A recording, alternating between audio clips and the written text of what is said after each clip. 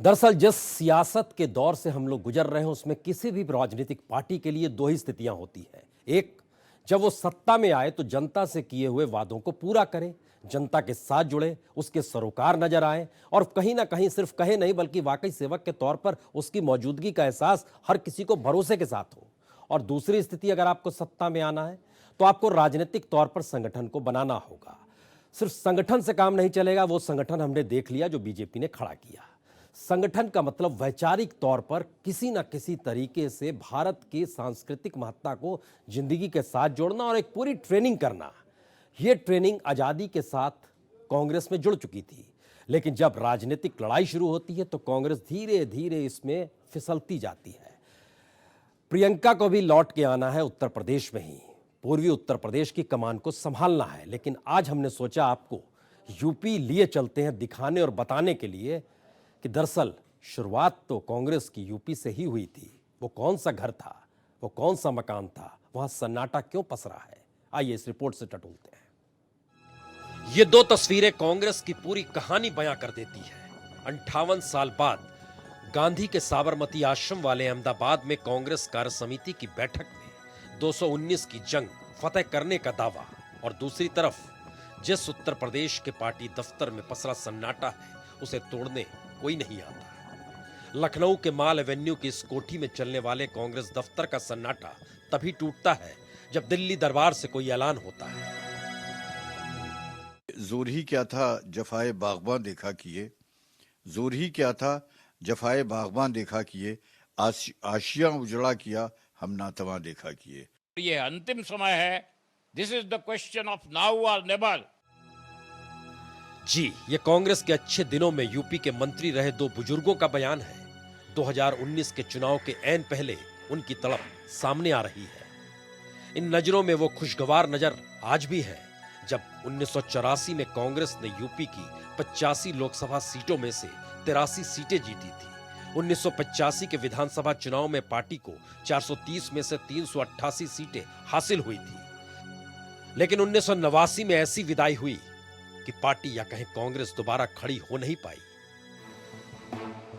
और केंद्र और प्रदेश की सत्ता पर सबसे ज्यादा समय तक राज करने वाली कांग्रेस का यह हाल वाकई हैरान करने वाला है। यह यूपी के अवध का किसान आंदोलन भी था जिसने जवाहरलाल नेहरू को पहली बार राजनीति में आने के लिए प्रेरित किया, जो महात्मा गांधी के तमाम राजनीतिक प्रयोगों का सबसे बड़ा मैदान भी बना। इलाहाबाद का आनंद भवन अरसे तक कांग्रेस का राष्ट्रीय मुख्यालय रहा, इंदिरा गांधी की जन्मभूमि और कर्मभूमि रही, जहां राजीव गांधी के प्रचंड बहुमत का आधार बना।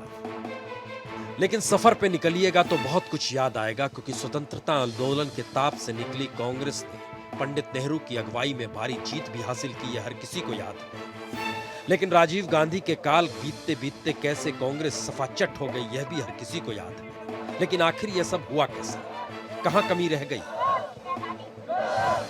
लखनऊ के दारुल शफा के हॉस्टल में जिंदगी काट रहे यूपी के पूर्व गृह मंत्री रामकृष्ण द्विवेदी के पलंग के सिरहाने रखी तस्वीरों में इंदिरा गांधी और लाल बहादुर शास्त्री जैसे पुरोधा कांग्रेस के स्वर्णिम अतीत की आज भी गवाही देते हैं। लेकिन सवाल तो भविष्य का है। रामकृष्ण द्विवेदी कहते हैं कांग्रेस के सामने वैचारिक चुनौती थी, लेकिन कार्यकर्ताओं को प्रशिक्षित करने की योजना ही पार्टी के पास नहीं रही। नई पीढ़ी को पहले प्रशिक्षण दिया जाता था, चारों ओर हम लोगों के कैंप्स लगाए जाते थे। मैंने स्वयं मदुराई कैंप में भाग लिया, अलीपुर कैंप में भाग लिया, स्वयं इंदिरा जी कैंपों को देखती थी, संपूर्णानंद जी यहाँ ताकुला कैंप को देखते थे, यहाँ सीबी गुप्ता वगैरह थे। लेकिन कैंप की व्यवस्था शनै शनै समाप्त हो गई, प्रशिक्षण की व्यवस्था शनै शनै समाप्त हो गई। तो क्या ये बात कांग्रेस का शीर्ष नेतृत्व नहीं जानता? कांग्रेस के 5 मुख्यमंत्रियों के मंत्रिमंडल में सहयोगी और विधानसभा में विपक्ष के नेता रह चुके अम्मार रिजवी साफ कहते हैं कांग्रेस में कार्यकर्ताओं की उपेक्षा का भारी नुकसान। ये कार्यकर्ता ही था जिसने 1977 में हार के बाद आधी रोटी खाएंगे, इंदिरा को वापस लाएंगे का नारा गली गली में लगाया था। नेता ज्यादा हो गए और वर्कर कम हो गए। कांग्रेस के अंदर आज भी जो प्रॉब्लम है वो यही है कि कांग्रेस के अंदर जो वफादार लोग हैं, जो उस तरह के लोग हैं, वो बिल्कुल एक तरह से साइडलाइन कर दिए गए। ज्यादातर आप बात कीजिए कांग्रेस वालों से तो उनको किसी को पूछा नहीं जाता, कभी किसी को मशवरे में नहीं लिया जाता। ये वो लोग हैं जो कि बराबर इमरजेंसी और उसके अंदर जेल में गए हैं। हमने उसके बाद जो लाठियां खाई इन्होंने, इंदिरा जी का एक रोटी खाएंगे इंदिरा गांधी को वापस लाएंगे नारे लगाए हैं। आज कांग्रेस का की जो ट्रेजेडी है वो ये है कि Congress is full of leaders but Congress lakhs loyal workers. बात में दम है। आज उत्तर प्रदेश में कोई ऐसा नेता नहीं जिसका पूरे प्रदेश पर असर हो, जिसे सारे कांग्रेस कार्यकर्ता अपना नेता मान लें। यह भी कह सकते हैं गांधी परिवार एक बरगद की तरह है जिसके नीचे प्रदेश में कोई नेता पनप नहीं सका। टिकट से लेकर पार्टी पदाधिकारी तक दिल्ली से तय होते रहे। प्रदेश अध्यक्ष बनने के लिए प्रदेश में जनाधार होने की शर्त नहीं रही। हालत यह है कि यूपी के मौजूदा कांग्रेस अध्यक्ष राज बब्बर यूपी में रहते तक नहीं है। यह कांग्रेस की वैचारिक कमजोरी का ही नतीजा है। कांग्रेस की प्रदेश अध्यक्ष रही रीता बहुगुणा जोशी बीजेपी सरकार में मंत्री है। कांग्रेस के प्रदेश अध्यक्ष रहे जगदंबिका पाल बीजेपी के सांसद हैं। कांग्रेस में दूसरी पार्टियों से आकर टिकट लेना और जीतकर पार्टी छोड़कर चले जाना रिवाज बन गया। पर शक नहीं, प्रियंका गांधी के आने के साथ यूपी में कांग्रेस कार्यकर्ताओं में जोश आया है। पंजीकृत कार्यकर्ताओं की तादाद दुगनी से ज्यादा हो चली है। पार्टी ने तय किया है प्रदेश की सभी सीटों पर चुनाव लड़ा जाएगा। लेकिन क्या राहुल के आक्रामक भाषण और प्रियंका गांधी के आकर्षण भर से यूपी में कांग्रेस की सूखी हुई खेती लहलहाने लगेगी? इस सवाल का जवाब भविष्य में मिलेगा, लेकिन इतना तय है यूपी में सीटों का सूखा दूर किए बिना कांग्रेस के लिए दिल्ली की दावेदारी मुश्किल होगी। लेकिन उसके आगे का सवाल यह भी है, कांग्रेस कार्यकर्ताओं की पार्टी नहीं, वह नेताओं की पार्टी हो चली। इसे कौन था? उत्तर प्रदेश के जरिए कांग्रेस कभी पूरे देश पर राज किया करती थी, लेकिन आज उत्तर प्रदेश ही वह किला है जहां कांग्रेस की हालत सबसे ज्यादा खराब है। और यह भी सच है कि बिना उत्तर प्रदेश में कोई चमत्कार किए कांग्रेस अपने फिर से पुराने दिन वापस हासिल नहीं कर सकती। कैमरा पर्सन धर्मेंद्र साहू के साथ अक्षत दत्त जोशी, सूर्या समाचार, लखनऊ। मुश्किल यह नहीं कि पॉलिटिकल पार्टी के कार्यकर्ताओं की ट्रेनिंग नहीं होती है, मुश्किल यह भी है पत्रकारों की भी ट्रेनिंग नहीं हो पा रही है। इन्हें खड़े होना चाहिए था कांग्रेस के दफ्तर के बाहर, ये गली में आकर खड़े हो गए। स्थितियां देश की बड़ी नाजुक हो चली है, और नाजुक का मतलब यह भी नहीं कि हम सिर्फ कांग्रेस को देखें, आप मीडिया को देखें। हम चलिए सत्ता को ही देखते हैं, और सत्ता को देखने का मतलब चाहे अनचाहे प्रधानमंत्री मोदी होंगे ही, क्योंकि पिछले 5 बरस से इस देश ने सिर्फ एक ही शख्स को जाना है, हर योजना के तहत, हर फैसले के तहत। और ये नाम जब सामने आता है तो हम आपको बताने जा रहे हैं, अब जो रिपोर्ट दिखाने जा रहे हैं, इस रिपोर्ट के जरिए जरा समझने की कोशिश कीजिए कैसे कोई 5 बरस तक किसी एक मुद्दे को लेकर आपकी भावनाओं से खिलवाड़ कर सकता है। जरा इस रिपोर्ट को देखिए।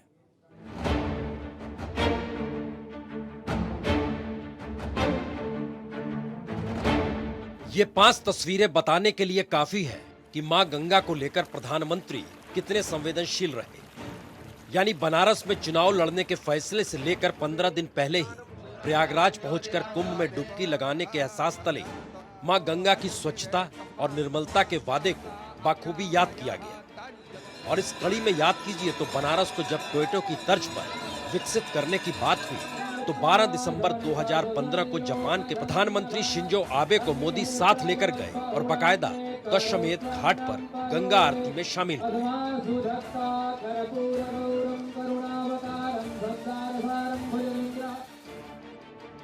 जाहिर है इन तस्वीरों के अक्स तले अगर ये बात कही जाए कि खुद प्रधानमंत्री ही राष्ट्रीय गंगा परिषद की एक भी बैठक न कर पाए, या फिर ये कह दे कि गंगा को लेकर बनी परिषद बिना किसी बैठक के बीते 2.5 बरस से चल रही है, तो फिर आप क्या कहेंगे? क्योंकि तस्वीरों को देखकर तो साफ लगता है प्रधानमंत्री गंगा को लेकर चिंतित।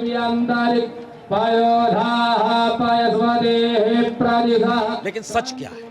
दरअसल 2016 में गंगा के संरक्षण, सुरक्षा और प्रबंधन के लिए राष्ट्रीय गंगा परिषद का गठन हुआ। परिषद के अध्यक्ष प्रधानमंत्री मोदी हैं। नियमानुसार परिषद की 1 बरस में 1 बैठक जरूर होनी चाहिए, लेकिन द वायर की एक आरटीआई के जरिए खुलासा हुआ कि बीते 2.5 बरस से कोई बैठक ही नहीं हुई है। जाहिर है यहां यह सवाल उठ सकता है, क्या इससे पहले कभी किसी प्रधानमंत्री ने मां गंगा में इतनी रुचि दिखाई थी जितना प्रधानमंत्री मोदी दिखा रहे हैं? तो फिर बैठक का क्या मतलब है? तो चलिए लौट चलते हैं अतीत में। मनमोहन सिंह ने 2009 में NGBRA यानी national Ganga river basin authority बनाई और 2009 से 2012 तक 3 बैठकें भी हुई। और सबसे पहले 1986 में राजीव गांधी ने गंगा एक्शन प्लान बनाया तो उसकी बैठक भी हर बरस होती रही जिसमें वह खुद शामिल होते थे। लेकिन तब गंगा को लेकर किसी सरकार की इतनी चिंता झलकती नहीं थी जितनी चिंता मोदी सत्ता के दौर में उभरी। लेकिन इसका एक दूसरा चेहरा यह भी है कि 2018 में संसदीय समिति ने ही अपनी रिपोर्ट जब सरकार को सौंपी तो बहुत सीधे तौर पर कटघरे में खड़ा किया और कहा गंगा को लेकर उनका काम अधूरा है। और 2018 में ही RTI के जवाब में कहा गया सरकार की तरफ से कि उसे पता ही नहीं गंगा कितनी साफ हुई। और इन सब के बीच नेशनल ग्रीन ट्रिब्यूनल ने भी गंगा की सफाई को लेकर सरकार को कटघरे में खड़ा कर दिया। यानी तस्वीरों में उभरते गंगा प्रेम को लेकर क्या सिर्फ ये कहा जा सकता है कि मां गंगा का भी राजनीतिकरण इस दौर में कर दिया गया और वाकई गंगा सफाई की तरफ आंखें बंद कर ली गई? क्योंकि अब इस शख्स में 2 तस्वीरों को देखिए। एक तरफ गंगा में डुबकी लगाते या फिर आरती करते प्रधानमंत्री मोदी हैं और दूसरी तरफ 3 तस्वीर। पहली तस्वीर 140 दिनों से गंगा की स्वच्छता और अविरलता को लेकर अनशन पर बैठे हैं आत्मा बोधानंद जी। कोई सुनने वाला नहीं है और गंगा के लिए अनशन पर बैठे संत गोपाल दास को दिल्ली के एम्स से कहां गायब कर दिया गया आज तक कोई जान नहीं पाया है। और 111 दिन तक लगातार अनशन के बाद कैसे प्रोफेसर GD अग्रवाल की जान चली गई यह भी हर कोई जानता है। तो फिर हर हर गंगे कैसे कहा जाए?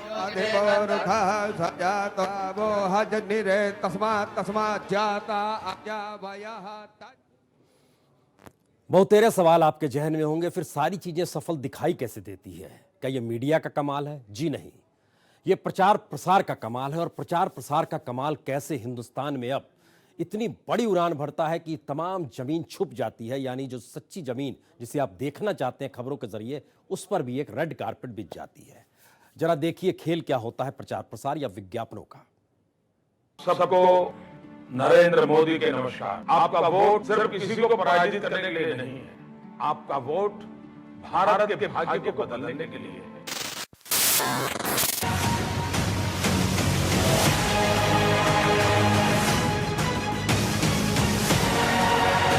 ये रकम है 2,50,000 करोड़ रुपए। प्रधानमंत्री नरेंद्र मोदी ने आचार संहिता लागू होने से पहले 1 महीने में देश में घूमते हुए 2.5 लाख करोड़ रुपए के 150 से ज्यादा प्रोजेक्ट लॉन्च किए और विज्ञापनों के आसरे इन प्रोजेक्ट की लॉन्चिंग का खूब प्रचार हुआ। लेकिन अब आचार संहिता लागू है तो उद्घाटन शिलान्यास हो नहीं सकता। Consequent on the schedule of announcement of general elections through the press note, the MCC for the guidance of political parties and candidates comes into effect from today itself in the entire country. लेकिन विज्ञापन पर कोई रोक नहीं है और विज्ञापनों की दौड़ में बीजेपी से मुकाबला कोई दल नहीं कर सकता और इसकी तस्दीक बीते 1 साल से हो रही है।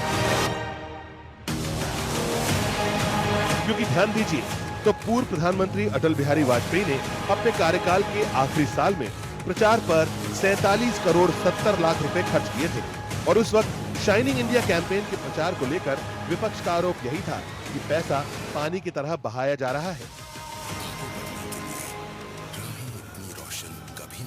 लेकिन शाइनिंग इंडिया नहीं चमका और फिर मनमोहन सिंह ने भारत निर्माण कैंपेन के जरिए लोगों तक पहुंचने की कोशिश करते हुए कार्यकाल के आखिरी साल में 1025 करोड़ से ज्यादा खर्च कर डाले। और अब नरेंद्र मोदी इस कार्यकाल के आखिरी साल में एंट्री ले चुके हैं तो अनुमान यही है कि सिर्फ विज्ञापनों पर 2000 करोड़ से ज्यादा खर्च किए जाएंगे। 2017-18 में ही बीजेपी ने 1313 करोड़ 57 लाख रुपए मीडिया में विज्ञापनों पर खर्च किए हैं। और अब सवाल यही है कि 2019 के चुनाव के मद्देनजर क्या देश विज्ञापन मोड में चला गया है और क्या विज्ञापनों के आसरे ही उन उपलब्धियों को लोगों के दिलो दिमाग में बैठाया जाएगा जिनकी सफलता जमीन पर संदिग्ध है। लेकिन जमीन पर कौन सी योजना सफल है या विफल है या उसके क्रियान्वयन में कमी है, ये बताना कौन चाहता है। हर सरकार के पास अपनी उपलब्धियां हैं और उपलब्धियों को बताने के लिए विज्ञापनों पर बहाने के लिए पैसा है।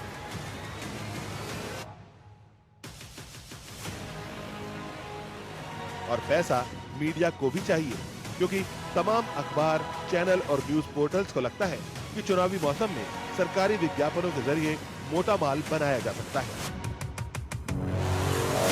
और अखबार चैनल में अगर दिन भर उपलब्धियों के विज्ञापन चलेंगे तो अगले ही पेज या अगले ही स्लॉट में आलोचना दिखेगी कैसे? ये सवाल तो है ही। और जो सत्ता में है उसके पास अपार पैसा बहाने को है। और जो सत्ता में होता है उसे पैसा मिलता कैसे है, ये इस आंकड़े से साफ हो जाता है। ये आंकड़ा 4 साल में बीजेपी को हुई फंडिंग का है, जो कांग्रेस समेत बाकी 38 अहम दलों से 5 अरब से ज्यादा है। यानी जेब में ज्यादा पैसा है तो बीजेपी ज्यादा बहाएगी ही। और यही वजह है कि सोशल मीडिया से लेकर आउटडोर पब्लिसिटी पर सबसे ज्यादा खर्च करने वालों में बीजेपी है। वैसे पीएम मोदी खुद कह चुके हैं कि वो 4 साल काम और आखिरी साल राजनीति करेंगे। और आज के दौर का नायाब सच ये है कि राजनीति बिना विज्ञापन के साधी नहीं जा सकती। ब्यूरो रिपोर्ट, सूर्य समाचार। आपके जहन में यह सवाल आ रहा होगा, अब तो बस कीजिए। जी नहीं, एक उड़ान ऐसी जिस उड़ान का जिक्र हुआ तो हिंदुस्तान की रगों में वो उड़ान दौड़ने लगी। लोग ख्वाब देखने लगे, न्यूज चैनलों के रिपोर्टर निकल पड़े। कोई जापान जा रहा था, कोई चीन जा रहा था और बता रहा था आने वाले वक्त में हिंदुस्तान के यात्री भी कुछ ऐसा ही सफर करेंगे। लेकिन अब कोई नहीं जाता, कोई नहीं बताता, हर तरफ खामोशी है। आप सोच रहे होंगे पहेलियां बुझा रहे हैं। हमने सोचा नाम नहीं लेंगे। इस रिपोर्ट को आप खुद देखिए, खुद समझने की कोशिश कीजिए, कहीं आपको ठग तो नहीं लिया गया।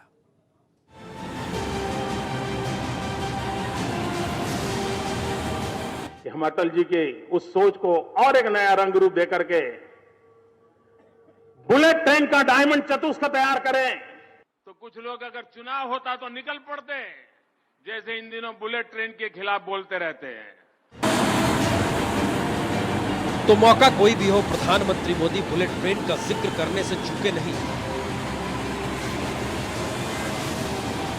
और मुंबई से अहमदाबाद के बीच बुलेट ट्रेन दौड़ेगी तो सोचिए क्या क्या ख्वाब हर हिंदुस्तानी ने सजा लिया। क्योंकि हर किसी को पता था रेलगाड़ी जिस रफ्तार से भारत में दौड़ती है उसमें बुलेट ट्रेन शब्द कह देना ही काफी। और ये शब्द प्रधानमंत्री बनने के बाद उन्होंने नहीं छेड़ा, बल्कि जब गुजरात के मुख्यमंत्री थे और ये जानते हुए कि बुलेट ट्रेन दिखावे से ज्यादा कुछ नहीं, मोदी ने बुलेट ट्रेन परियोजना को परवान चढ़ाया।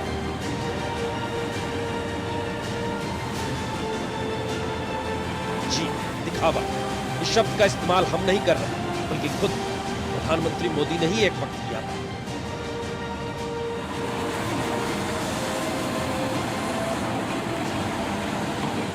तो मेरे प्रधानमंत्री के कहा साहब एक छोटा सा काम कर दीजिए, Ahmedabad Mumbai high speed bullet train चालू करवाइए। उससे क्या हो, मेरे कहा दुनिया को हमारी ताकत का परिचय होगा। ट्रेन से वो कोई बैठने के लिए आने वाला नहीं है। ये हम भी कुछ कम नहीं है, वो भी करना पड़ता है जी। तो दिखावे के लिए ही सही, लेकिन बुलेट ट्रेन का जिक्र तो हुआ और जिक्र के साथ जापान से दोस्ती हुई। और जापान से दोस्ती हुई तो बिना ब्याज 88,000 करोड़ रुपए का कर्ज भारत के पास आ गया।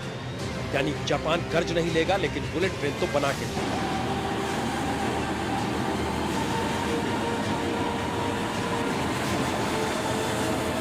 प्रयासों के फलस्वरूप एक्सीलेंसी आपके द्वारा 50 वर्षों के लिए लगभग 0 ब्याज पर उपलब्ध कराए गए 88,000 करोड़ रुपए की मदद से यह सुविधा भारत के आम नागरिकों को सस्ते दरों पर उपलब्ध होगी। और जिक्र जापान का तो फिर बात ही क्या थी। हर किसी को लगने लगा आने वाले वक्त में अब बुलेट ट्रेन पर वो सफर करेगा। और तारीख तय की गई कि बुलेट ट्रेन परियोजना 2022 तक पूरी हो जाएगी। लेकिन आज की तारीख का हाल ये हो चला है कि अब जापान को ही कहना पड़ गया, डेडलाइन मिस हो गई तो हम कुछ नहीं कर सकते। ये भी कहा गया दिसंबर 2018 की डेडलाइन मिस हो गई और 2022 तक निर्धारित वक्त में परियोजना पूरी नहीं हो सकी तो फिर हम कुछ नहीं कर सकते।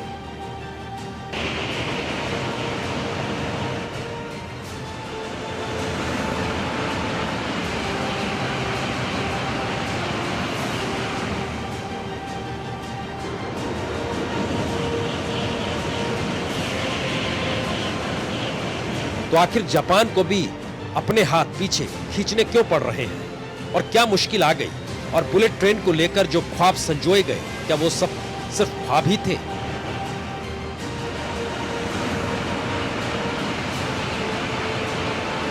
ये सवाल इसलिए क्योंकि याद कीजिए, इससे पहले संसद में रेल मंत्री बोल चुके थे भूमि अधिग्रहण में कोई अड़चन नहीं, लेकिन अड़चन का आलम हकीकत में जमीन पर यह है कि हर काम अटक गया। इंडियन एक्सप्रेस से बातचीत में तो जापान के कौंसल जनरल ने भूमि अधिग्रहण की धीमी रफ्तार पर भी चिंता जताई और उन्होंने कहा महाराष्ट्र और गुजरात सरकार की तरफ से जमीन खरीदे जाने का इंतजार कर रहे हैं।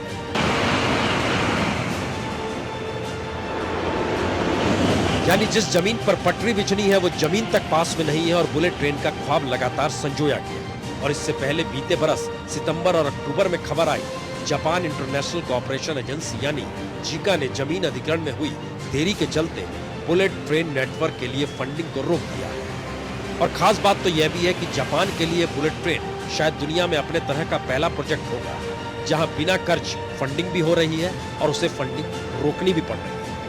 जबकि इस प्रोजेक्ट पर भी पीएम टू पीएम सीधी बात हुई, यानी बुलेट ट्रेन के जरिए देश की मीडिया ने किस तरीके से चीन और जापान के बुलेट ट्रेन में सफर किया और बार बार दिखाया कि जब भारत में ये दौड़ेगी तो फिर सोचिए किस एहसास के साथ आप सफर करेंगे।